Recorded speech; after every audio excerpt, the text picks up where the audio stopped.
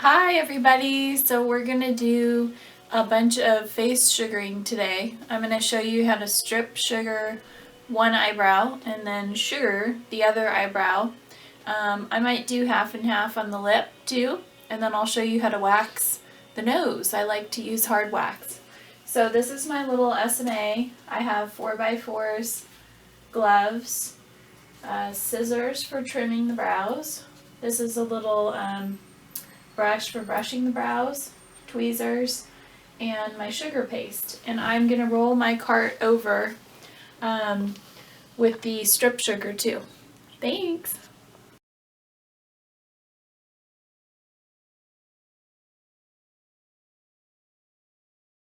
Okay, so we're going to do her face, and we're going to do half strip sugar and half regular sugar. And she's got makeup on, so it's really important with sugar to cleanse the skin really well and make sure that there's no makeup on.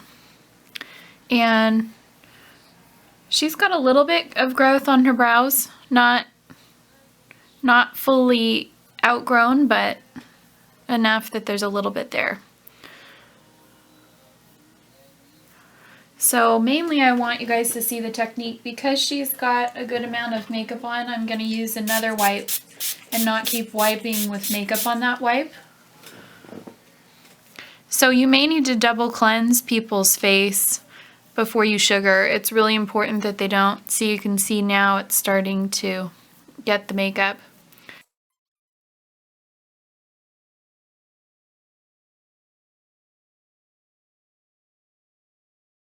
Also going to hard wax her nose and show you that too.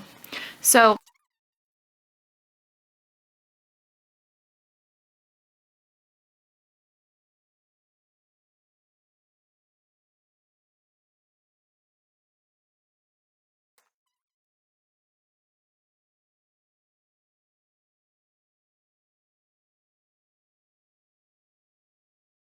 the left side of her face, I'm actually going to strip sugar. So this is a new hot thing where people are using sugars right out of the jar. Oop, sorry if I'm bumping my model here. So it's not going to be like, it's not going to feel like warmed wax. So you've got to get used to the feeling if you're going to use it cold and not heated. So you've kind of got to mold it onto the skin and then let it melt into the skin. So there's two different ways to use the sugar as strip. And you may prefer to use it cold. See how it's spreading like wax, but you've got to kind of let it heat up, and the soft is pretty soft actually. So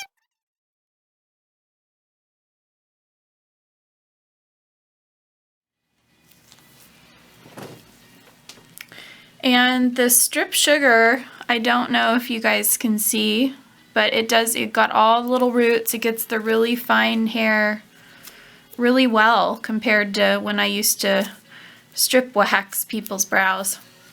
You can go over each area up to 3 or 4 times, but you need to watch your client's skin. With wax, it's usually 2 times, and then the skin starts getting irritated. So this is the original paste. This is what I use for almost everything. You can see the little roots there.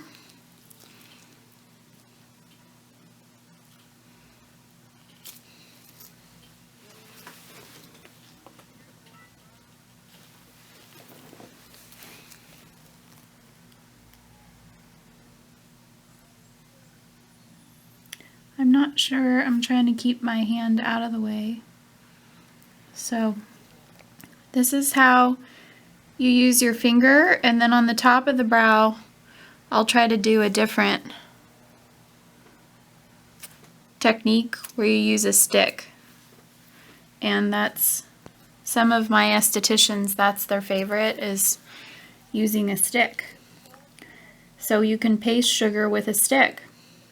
So some of you brow bar ladies and people who are strip sugaring, you may want to try the stick method where you use a stick and you work the skin with the paste. So, okay, we're gonna trim real quick and then we're done with her brows. So trimmings go flying, so make sure that you don't have their eyes open. See that?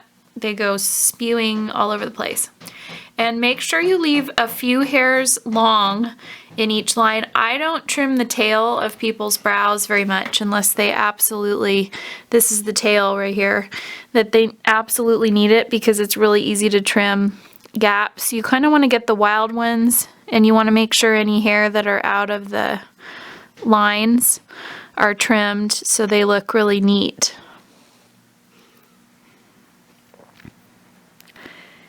You know, and then on the tail, you can brush them around a little bit, but you're trimming the tips. You're not doing a major trim. So if you're an experienced esthetician, you know what I'm talking about. I think trimming eyebrows, it's a small area, so it's really quick, but it's as complicated, you know, as doing a little haircut. It's like a little haircut for your eyebrows. So this is just a dry 4x4, and this kind of helps brush all the little trimmings away. And you can see her skin did really well with the sugar. It didn't irritate her skin.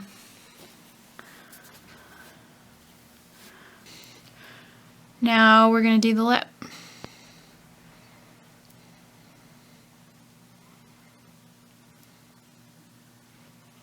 So with sugar, until you're all the way done, you cannot wipe their face down again. Just doing finger pressure. Do extended finger pressure on their lip. The lip is ouchy. And I didn't ask my model, but I ask every single client, would you like the lower lip done? And a lot of them do. Let me get the little edges here. So a trick is on this edge where the hair is always resistant, no matter what you're doing, put a little piece of sugar there, go to a different area and let that sit for a minute. And this hair tends to grow straight up.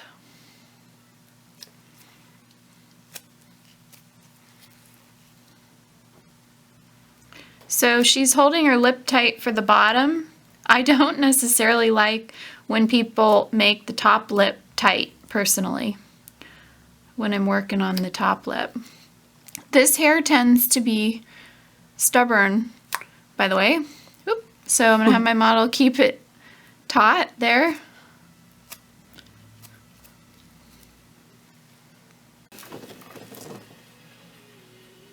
So you're going to spread it just like you would spread strip wax. This little stick broke in half, but you can still use it.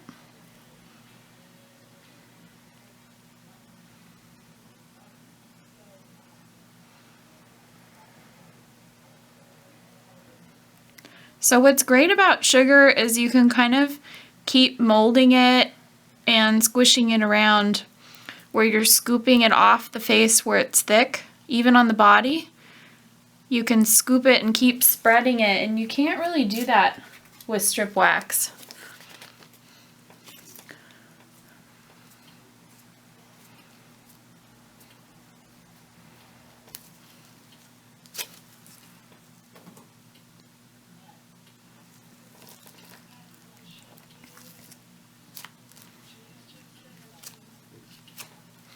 So we usually don't strip sugar the face. We either use our hard wax or we use sugar in my spa, but I've had a lot of requests for people who strip sugar everything to show an example of it.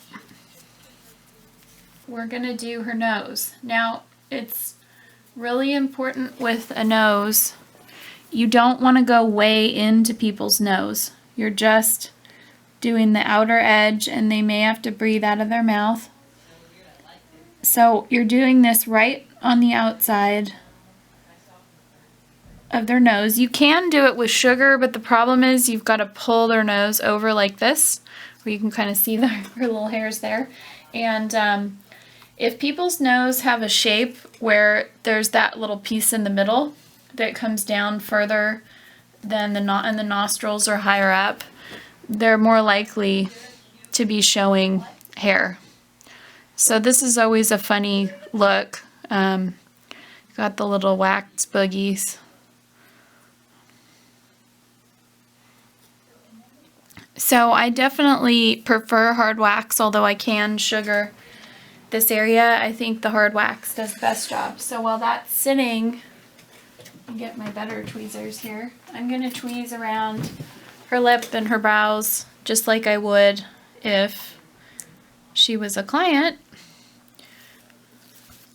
So you can see all these little super short ones. Sugar can get hair at a 1/16 of an inch, especially the paste method. Okay, I'm gonna do these. So there it is, as gross as it is. And then, you know, wipe the nose pretty quickly. Make sure somebody doesn't have a bad runny nose when you're doing this. Some of the population carries staph in their nose. It's actually a large percentage. So just the edge, don't go way into their nose. That drives me bonkers when I see people trying to stick sticks in people's nose. They can get a staph infection in their nose if you get near their mucus. I've done nose waxes with hard wax for 13 years and I've never had anybody even come close to an infection. And it's because we just do the outside and we don't do it if somebody has a bad runny nose. And you don't necessarily need to put the salve on top in this area. All right, thank you to my model, and I'll see you guys next time.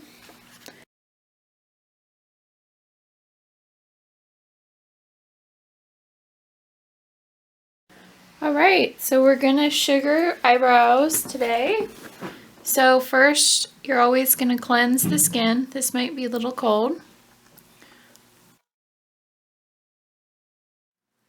So clean really well, then powder. Keep their eyes closed while you powder.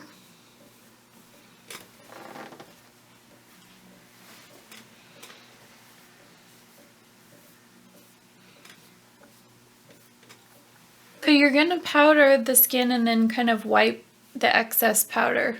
You don't need too much. This is the original sugar. I'll show you in a minute here how much sugar you need. You don't need very much. Just kind of the size of a small marble.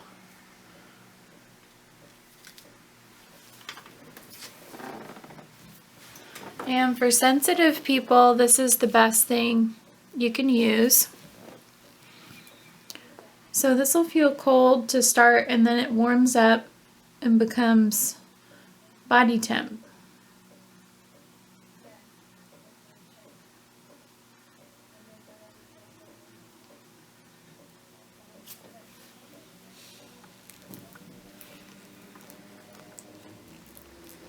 So the hair on the eyebrows is really fine, and sometimes you need to do a little back and forth motion where you're massaging the sugar in so that it warms it up and it really wraps around the hairs in each area.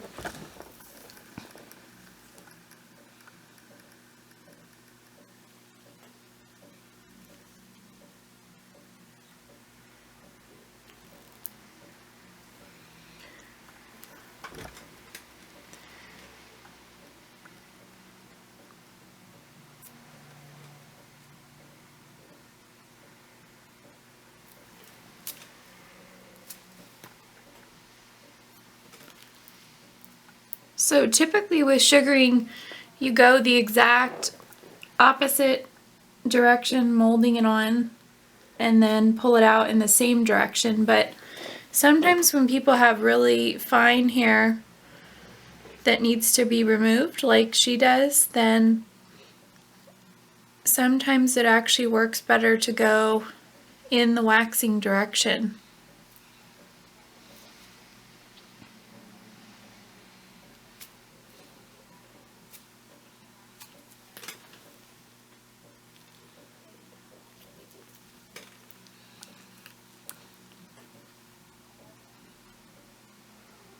And you can go over the skin a couple times. You need to keep your eye on their skin. Most clients, if needed, you can go over the area 3 or 4 times.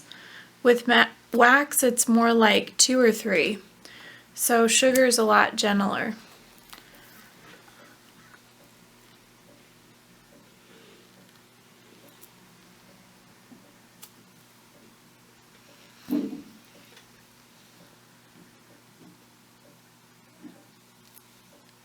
And if your client is prone to breakouts, it's important that you use the ozonated olive oil. I'm actually making an ozonated sunflower seed oil, which is safe as a moisturizer and oxygenation on acne. And some people are really prone to irritation. So you can see I went over this a couple times to get the little fine ones, and her skin is doing great. They might get a tiny bit of redness, which is usually just histamine. She has almost none. So most people's skin does really well with sugar.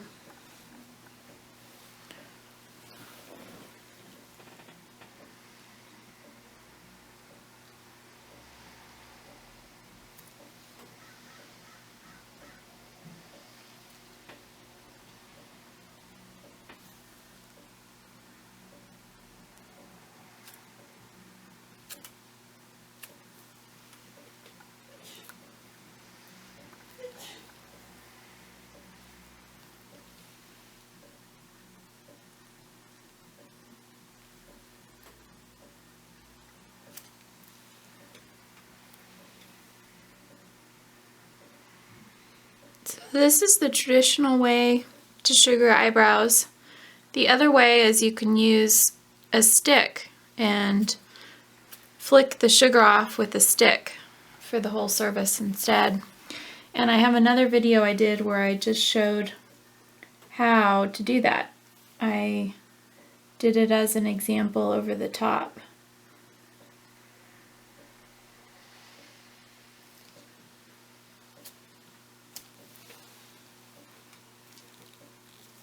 So right in the beginning of the brow, kind of over the top of the front of the brow, you don't want to take the hair way down in this area. I've seen a lot of young estheticians do that, and as people get older, the hair starts to thin here. So now we're going to tweeze.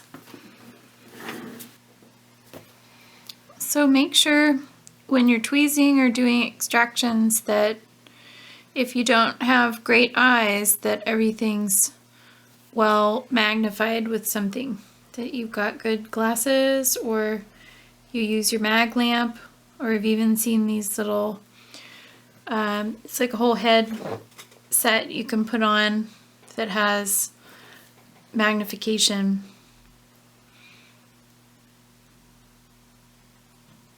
Also make sure you have really good tweezers. These are Miha's, and these are their $20 version. They have a $30 version that actually works even better. These are pretty good, and you can get them at Cosmoprof sometimes. They used to not carry them, but they do now. Also, if you're a newer esthetician, you may not want to eyeball the shape of the brow. You may want to measure with a coffee stick and make sure that you're making the brows the right shape. I've done brows for 13 years, so I can eyeball the shape But in the beginning, I wouldn't have trusted my eye the first year or two even. It takes a couple of years sometimes to get really good at brows. A trick you can use is if you're not sure if you take a certain hair, if it's going to look gappy in that area or leave a little space, you can get the hair and move it aside with your tweezer, and you can kind of hide the hair with your tweezer and make sure that when you pull that hair out of that area that it's not going to leave a gap. Sometimes there's hair that you might want to take, but each person's brows are different and you don't want to leave a big space in their brow.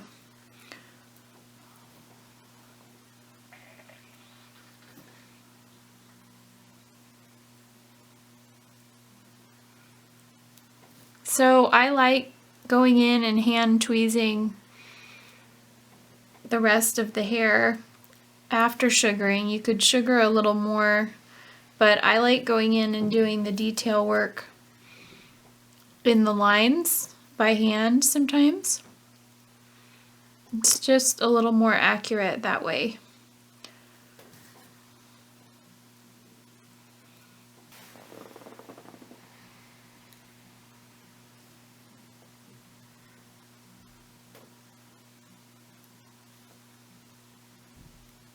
So I also have a way of tweezing where once I grab the hair, I pull it out really fast, kind of like you would a wax strip. And I see a lot of tweezers, especially when I'm training people here at the spa, that they grab the hair and they pull it out really slow.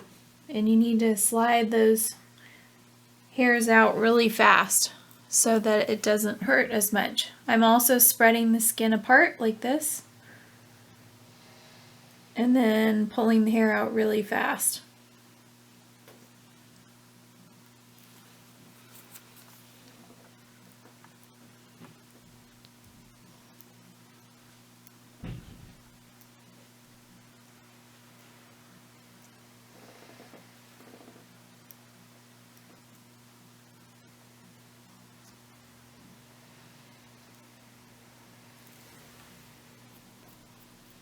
Is a good thing.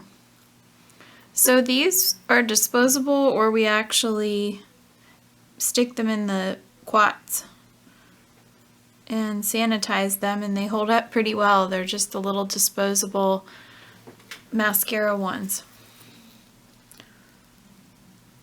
So she doesn't have a lot to trim at all, just a very tiny bit.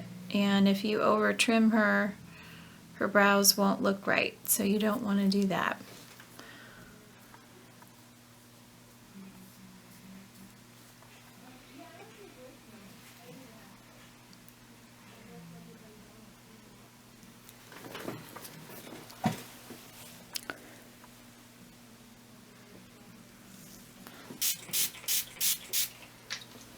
So you're going to cleanse the skin again with your, we use our antioxidant toner.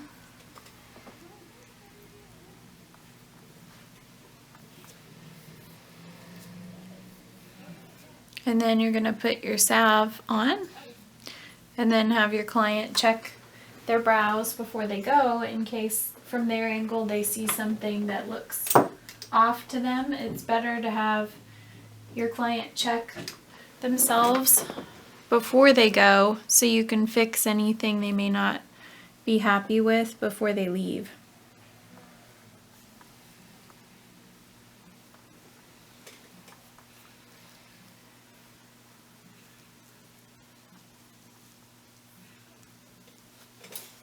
When you apply the salve at the end, take the dry part of your wipe after you put on the salve and make sure that they're not shiny.